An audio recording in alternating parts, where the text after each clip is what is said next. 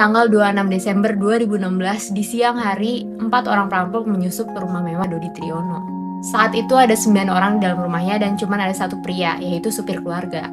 Salah satu anak Dodi ketangkap kamera lagi diseret pakai rambutnya dari kamarnya dari lantai 2 hingga ke lantai dasar.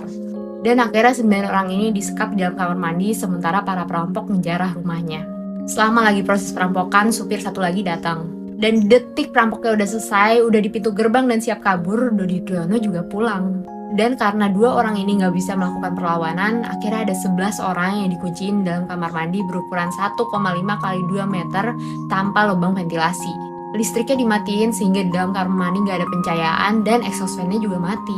Sebagai bayangan, 1,5 meter itu kira-kira selebar bentangan tangan, sehingga untuk 11 orang dikurung dalam ruangan sekecil itu pasti tumpuk-tumpukan. Peristiwa ini baru ketahuan keesokan harinya, karena salah satu anaknya ada janji pergi sama temennya. Karena nggak ada kabar, temennya ini berinisiatif buat datang ke rumahnya.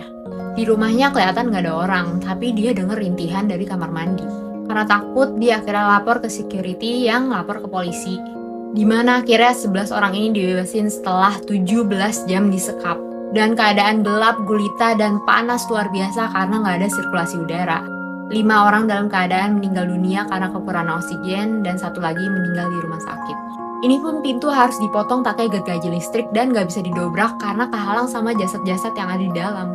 Satu-satunya anak Dodi yang survive adalah Zanet yang saat itu baru berusia 13 tahun. Dia survive karena mau minum air dari shower dan menghirup udara dari lubang knop pintu.